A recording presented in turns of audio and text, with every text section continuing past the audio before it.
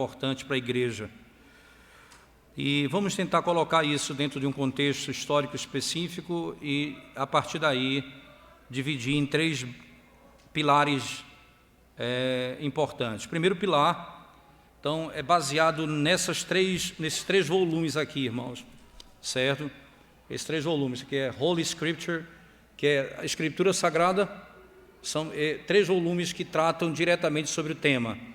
Então, o primeiro volume, ele é a defesa bíblica do princípio reformado do sola Escritura.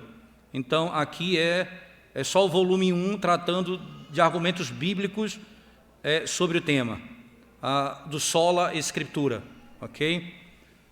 O volume 2, que é defesa histórica do princípio reformado do sola Escritura, onde ele vai, aqui é um calhamaço muito mais pesado, onde ele vai lidar com aspectos históricos, citações, certo? E contextualizando o debate que nós vivemos, tá certo? Então, isso aqui é um material de excelente qualidade, todos os três volumes, certo? E o terceiro volume é os escritos dos pais da igreja, afirmando o princípio reformado do sola Escritura, que é exatamente utilizado como um oposto, né? Se diz que não há base nos pais da igreja para defender o sola Escritura. E aqui vocês vão ver exatamente o oposto, os pais da igreja e a defesa do sola Escritura, ok? Então esses são esses três volumes que nós vamos elaborar durante esse período de estudo que nós vamos ter sobre esse tema, ok? Há uma obra, irmãos, que eu tenho ela, eu a tenho em inglês, mas já tem em português essa obra publicada pela Cultura Cristã, certo? Que é sobre, deixa eu pegar aqui, é de Matthew Barrett, o autor. Eu vou abrir aqui, espero que consiga.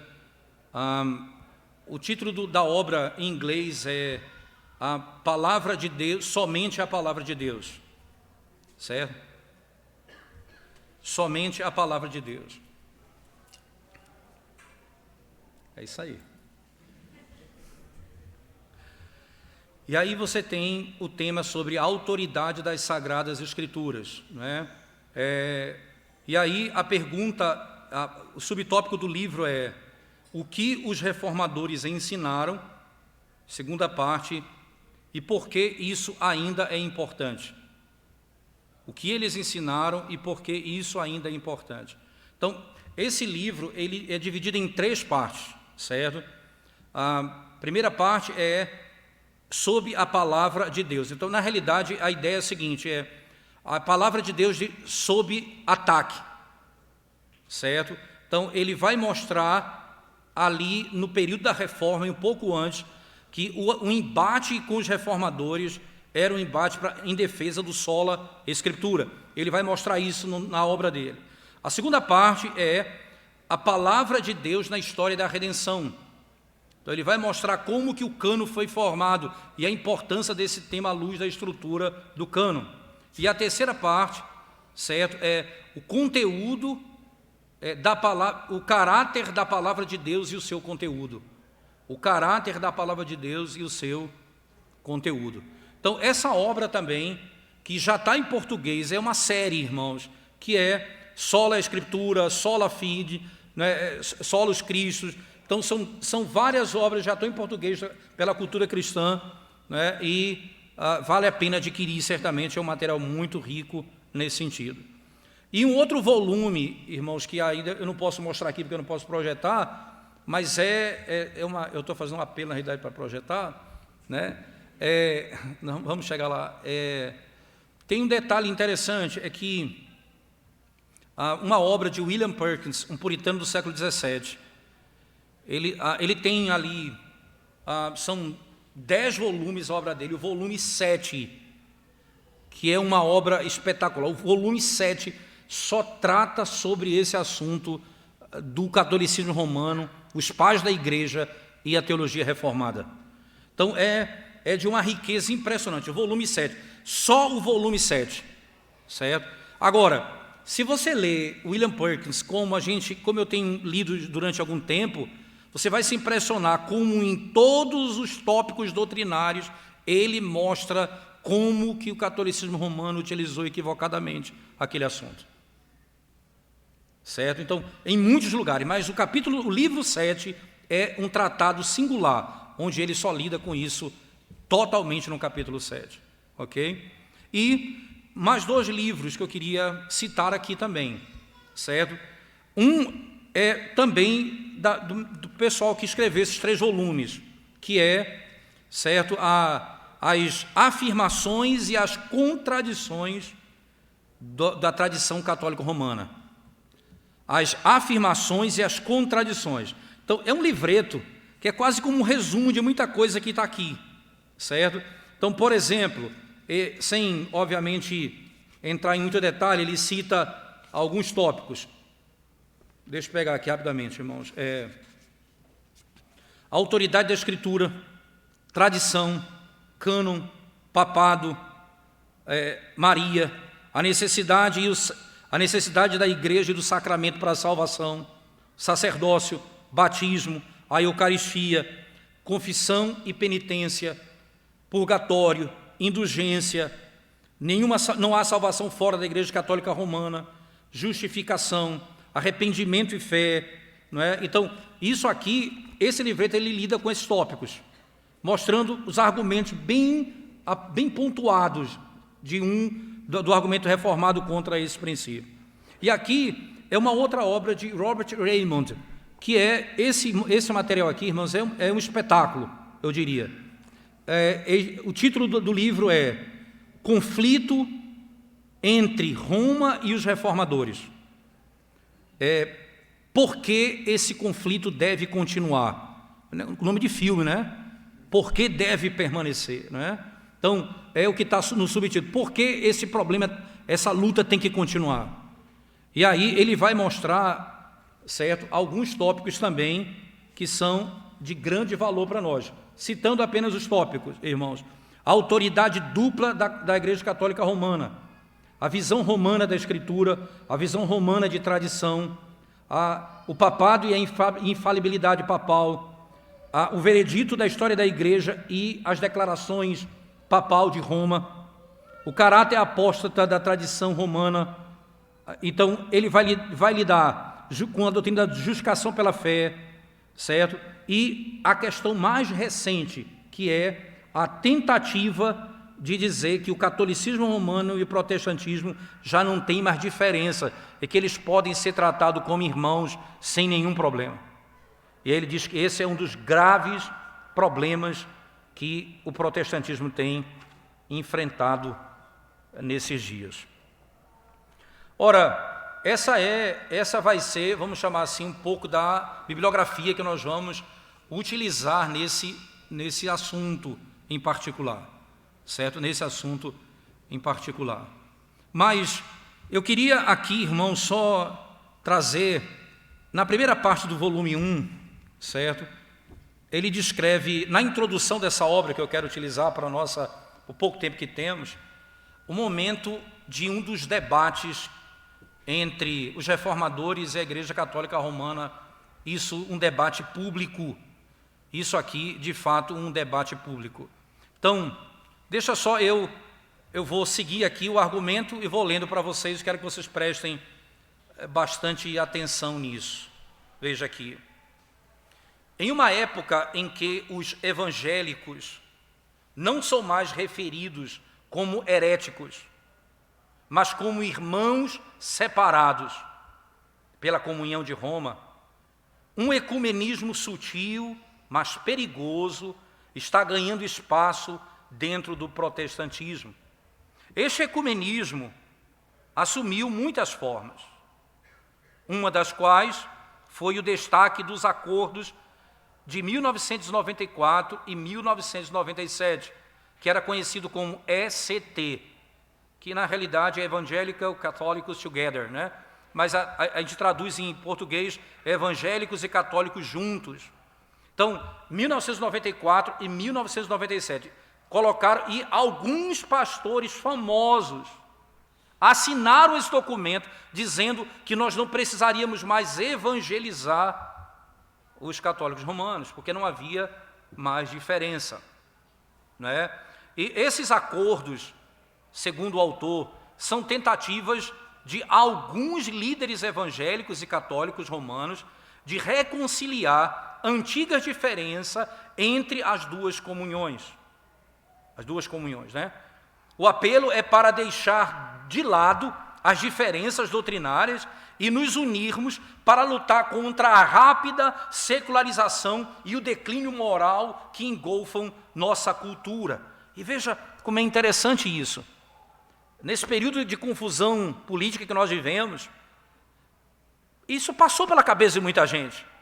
Nós temos um inimigo comum, que é aqueles que querem destruir a nossa cultura. Então nós vamos dar as mãos a ponto de não ter mais necessidade de falarmos das nossas diferenças.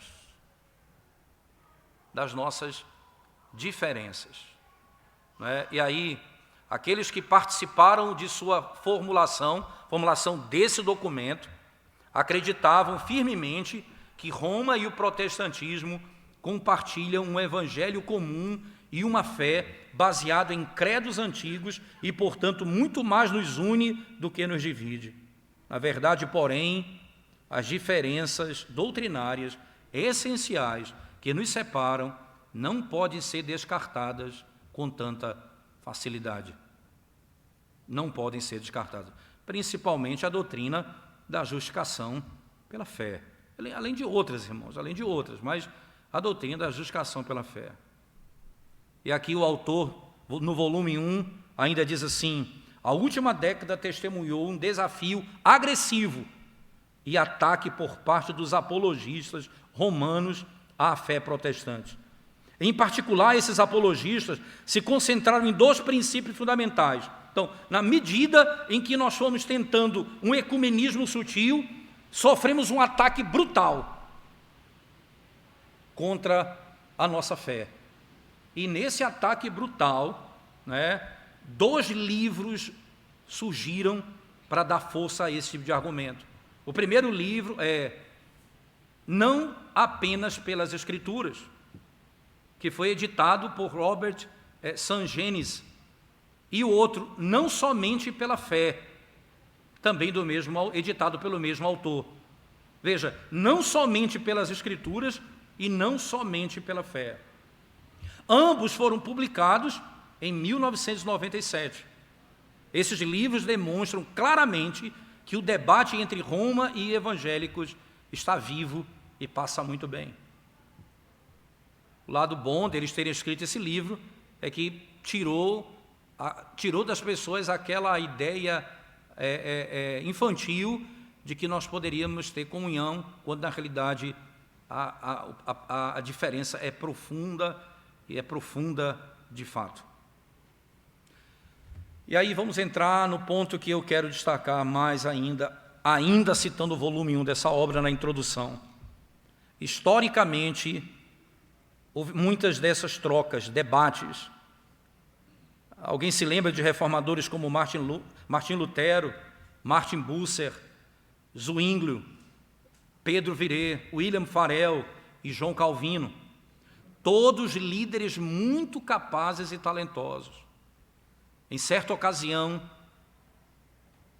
Pedro Viret, Farel e Calvino participaram de uma disputa formal entre clérigos romanos e os reformadores, com o objetivo de facilitar a entrada do cantão de Valde na Aliança Evangélica em Lausanne, em outubro de 1536. Então, o debate é para que esse cantão entrasse junto com participasse do protestantismo.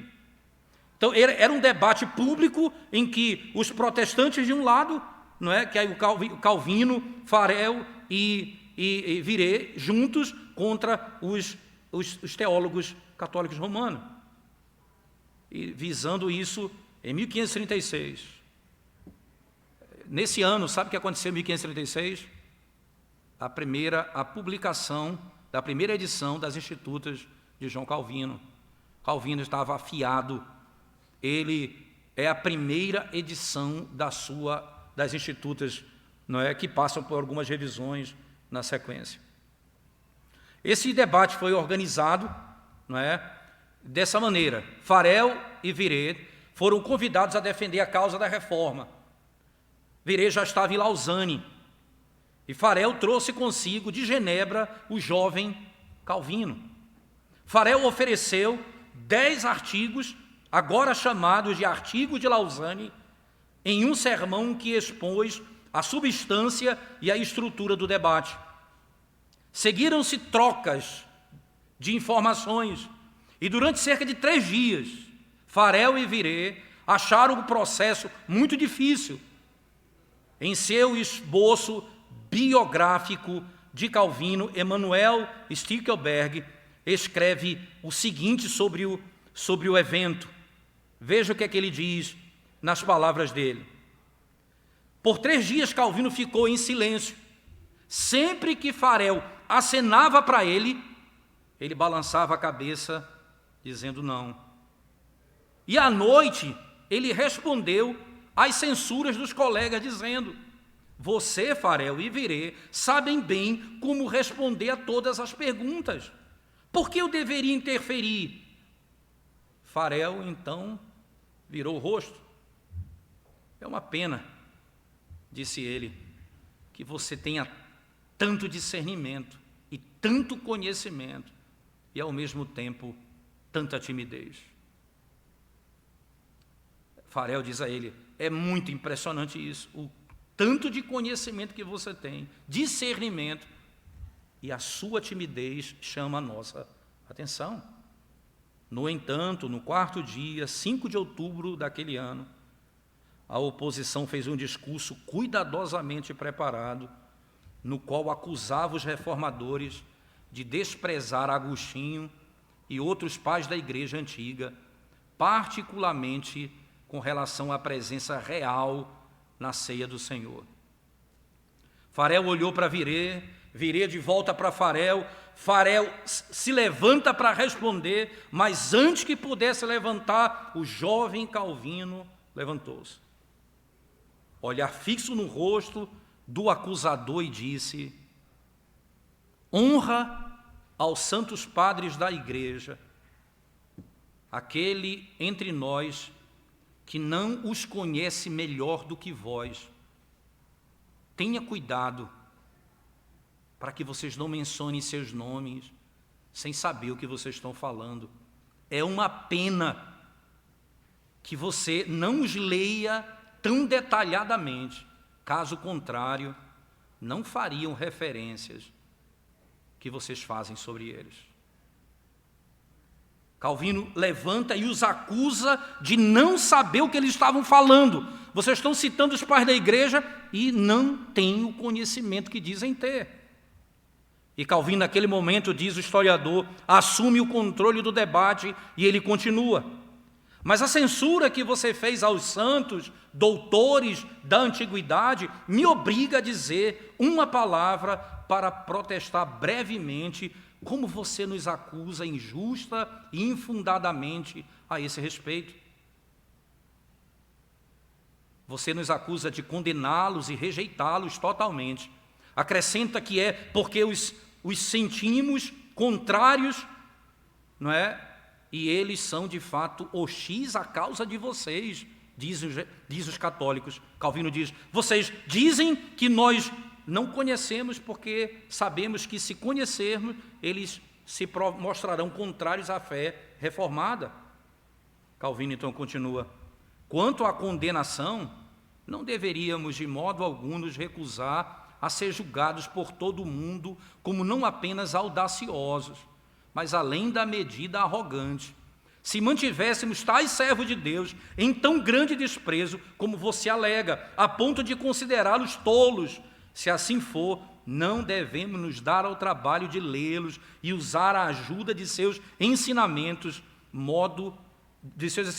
quando for conveniente e conforme a ocasião se oferecer, de modo que aqueles que fazem ostentação de lhes conceder grande reverência, muitas vezes não os mantêm em tão grande honra como nós fazemos. E Calvino, veja qual é a base do argumento de Calvino. Ele está dizendo assim: ora, vocês nos consideram tolos, não é verdade? E tolos porque não sabemos o que eles dizem. Aí ele fala, logo, nós não devemos ter o trabalho de ler, nem devemos ter o trabalho de buscar o ensinamento dele. Na realidade, é assim que vocês agem, Calvino diz. O que vocês fazem é, vocês buscam eles quando é conveniente para vocês. O que vocês fazem, vocês não estudam eles profundamente. O que vocês querem na prática é buscar convenientemente uma forma de encontrar apoio nos pais da igreja. Por isso, só citam partes isoladas daquilo que favorece a vocês. Ele fala, se nós desprezássemos os pais da igreja dessa forma, nós faríamos como vocês fazem, mas nós não os desprezamos. Vocês nos acusam de desprezá-lo, quem desprezam são vocês, que só usam os pais da igreja para extrair o que interessa a vocês. Naquele momento, ele vai ainda afirmar, nem vocês se preocupam em ocupar o seu tempo lendo esses seus escritos. O que nós fazemos, sabe o que é? Nós lemos os pais da igreja de bom grado. Isso pode ser provado, não só para vocês, diz Calvino, mas para qualquer pessoa disposta a ter um pouco de trabalho. Mas sempre os consideramos como pertencentes ao número daqueles a quem tal obediência não é devida e cuja autoridade não exaltaremos de modo a rebaixar a dignidade da palavra do nosso Senhor, a qual é devida a completa obediência na igreja de Jesus Cristo. E aqui Calvino adentra, e sabe qual é o problema? Nós não vamos elevá-los acima das Escrituras. Calvino está dizendo, o problema aqui é que vocês estão usando a história da igreja para desfazer da Escritura. E nós não vamos dar aos pais da igreja aquilo que eles nunca buscaram, ter supremacia sobre a palavra de Deus. O que nos importa aqui, Calvino diz, é a palavra de Deus. Um outro historiador diz o seguinte, nesse ponto que Calvino mudou o rumo do debate, conseguiu devastar a oposição. Ele citou Cipriano, dizendo que Cristo deve ser obedecido antes de todos. Ele pega Cipriano, e veja, irmãos, Calvino cita de cabeça essas coisas. Ele lia a ponto de citá-lo de cabeça. E ele diz, olha, Cipriano afirma, Cristo deve ser obedecido antes de todos. Ele expôs os pontos de vista de Tertuliano e acrescentou o testemunho de Crisóstomo, ou o autor, não é, dizendo o seguinte, quando ele fala o tratamento de Mateus, na sua 11ª homilia sobre o meio, referindo-se também à 23ª epístola, não é, perto do fim, ele diz, ele avançou o testemunho de Agostinho do seu livro Contra Adimantos, o maniqueísta, no meio de seus comentários sobre o Salmo 98 e de uma de suas homilias no Evangelho de João, por volta da 8ª ou 9ª sessão. Veja, Calvino está citando isso de cabeça. Ele, nessa sessão, ele diz, não consigo me lembrar exatamente agora os mínimos detalhes. Assim ele argumentou, tudo de cor. Como o historiador diz, isso tudo de cor. O mundo inteiro pode facilmente compreender com que audácia, Calvino diz, vocês nos censuram por sermos contrários aos antigos doutores. Certamente, se você tivesse visto algumas de suas páginas, não teria sido tão temerário a ponto de julgar como fez, sem ter visto as evidências, como as testemunhas acima apresenta. Calvino diz, os próprios pais da igreja diziam, Cristo deve ser obedecido antes de todos. Se vocês soubessem disso, vocês não dariam aos pais da igreja esse peso que não deveria estar sobre os seus ombros. Ele conclui dizendo assim, citação de Calvino: se eu o satisfiz sobre a falsidade de suas objeções, diz Calvino, e ao meu ver, você deve estar manifestadamente satisfeito. Calvino está olhando para ele dizendo assim, eu mostrei que vocês são argumentados de modo falso. Eu estou mostrando para vocês que vocês devem se arrepender da falsidade. Aconselho, ele diz, e imploro que não nos acuse mais de contradizer os antigos doutores nesse assunto, com os quais estamos de fato de acordo. Primeiro Cristo, depois as outras coisas. Nem com a corrupção da Escritura, a nosso bel prazer, quando constrangidos por tais razões vitais, nós a interpretamos na verdadeira analogia da fé, nem com glossas em nosso próprio testemunho, quando não sugerimos nenhuma glossa que não esteja expressa nele. Deixa eu explicar o que Calvino está dizendo aqui. Calvino está dizendo assim, irmãos, o que é exatamente o que ele chama de interpretar a Bíblia segundo a analogia da fé. A interpretação da Escritura segundo a analogia da fé é a interpretação que tem a Escritura como base de toda a interpretação, mas que essa Escritura, essa interpretação, além de estar na Bíblia toda, ela é também apoiada pela própria história. Os pais fiéis da igreja também defenderam pontos como esse. Então, há uma analogia, há uma fé que é comum a todos eles. Calvino diz, é assim que nós interpretamos a Escritura. Tendo completado o seu discurso, mais uma vez, repito a palavra do historiador, extemporâneo. Calvino levantou e tudo isso ele falou de cor. Calvino sentou-se em um silêncio e caiu, e ali ele se assentou, baixou sua cabeça e caiu um silêncio sobre todos os que estavam presentes naquele debate. Ninguém mais falou. Mesmo aqueles, diz o historiador, que entenderam muito pouco do que fora dito, sentiram que o rumo do debate havia mudado completamente.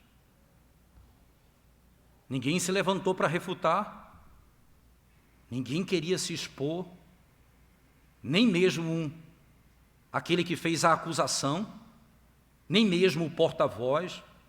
A história registra que nos momentos seguintes à fala de Calvino, um frade franciscano, Jean Tande, notado como um pregador capaz, que havia denunciado os reformadores de seu púlpito, esse frade condenou os reformadores de púlpito, falou as seguintes palavras cheias de emoção: parece-me que o pecado contra o Espírito Santo, que falam as Escrituras, é a teimosia que se rebela contra a verdade manifesta.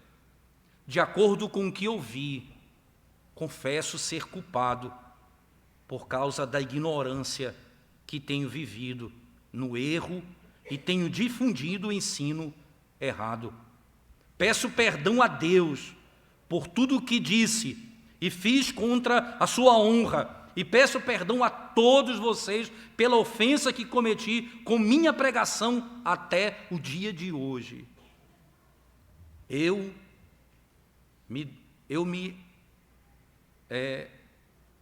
deixo agora o ministério, eu deixo de fora aquilo que eu fazia para seguir somente a Cristo e sua doutrina pura. Nada mais do que isso. O conhecimento de Calvino e o uso dos pais da igreja recebe um tratamento especial, irmãos. Quando nós entrarmos nesses tópicos, vocês vão ver, esse debate foi um debate que virou a história. Um frade confessa o seu pecado, se arrepende e diz: a partir de hoje, só pregarei Cristo e Cristo somente, diante de tudo que eu vi. É muito triste, irmãos, é muito triste pensar né?